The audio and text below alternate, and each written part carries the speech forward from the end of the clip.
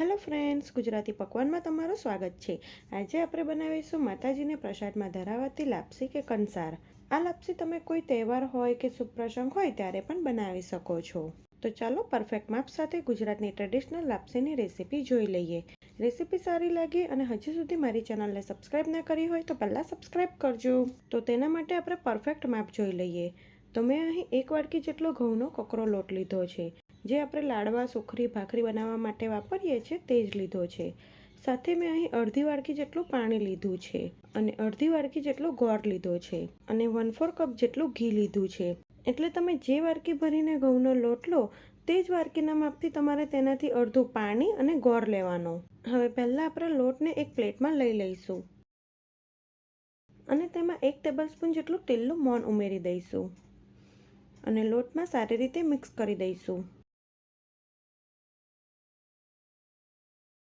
તો આ રીતે થોડીક મુઠ્ઠી પડતું મોણ આપવાનું। તો અહીં એકદમ સારી રીતે મોણ આપી દીધું છે। તો હવે આપણે લાપસી માટેનું આધાન મૂકીશું, એટલે કે પાણી ગરમ કરવા મૂકીશું।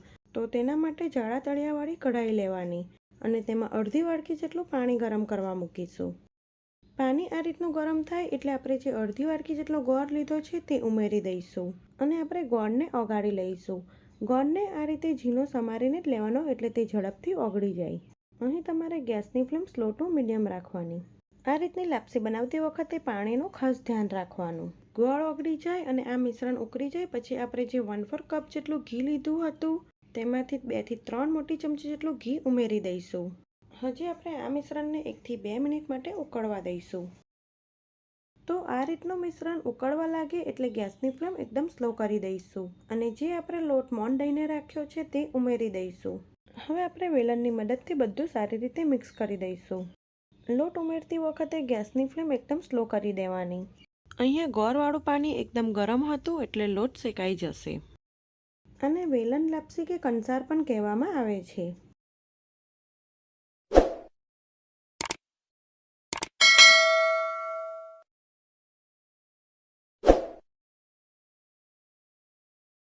બધું સારી રીતે મિક્સ થઈ જાય પછી આપણે ઢાંકણું ઢાંકીને 2 થી 3 મિનિટ માટે એકદમ સ્લો ફ્લેમ પર થવા દઈશું। દર 2 થી 3 મિનિટે ઢાંકણું ખોલીને લાપસીને ઉપર નીચે કરી દેવાની, એટલે તે બરાબર થાય। આ એકદમ ટ્રેડિશનલ રેસીપી છે જે વર્ષોથી બનાવતા જ હોય છે અને અહીં તમને જે પણ કંઈ ગાંઠા દેખાતા હોય તો તમારે આ રીતે વેલણથી તોડી નાખવાના। હવે આપણે તળિયે તવી મૂકી દઈશું। આ રીતે તળિયે તવી મૂકી દેવાની એટલે લાપસી બિલકુલ ચોંટી ના જાય। ગેસની ફ્લેમ એકદમ સ્લો રાખી તવી ઉપર 5 મિનિટ માટે થવા દઈશું। તો લગભગ 2 મિનિટ પછી આપણે લાપસીને એક વખત મિક્સ કરી લઈશું। આટલી લાપસી બનતા લગભગ 8 થી 10 મિનિટ જેટલો સમય લાગે છે।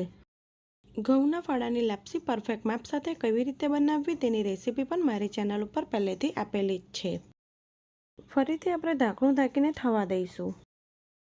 તો લગભગ 7 થી 8 મિનિટ પછી આપણી લાપસી થઈ ગઈ છે।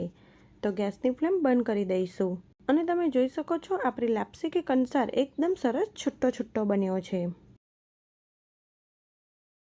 આપણે તેને પ્લેટમાં કાઢી લઈશું।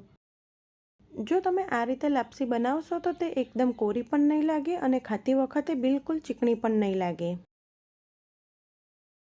અને ઉપરથી આપણે તેમાં થોડું ઘી નાખીશું અને ઉપરથી થોડીક દળેલી ખાંડ નાખીશું। તો આ વેલણ લાપસી કે ઘઉંના લોટની લાપસી એક વખત આ રીતે જરૂરથી ટ્રાય કરજો, તે ખાવામાં ખૂબ જ સરસ લાગે છે। જો તમને મારી રેસીપી ગમી હોય તો આવી જ બીજી નવી રેસીપી જોવા માટે મારી ચેનલને સબસ્ક્રાઈબ કરજો। Thanks for watching.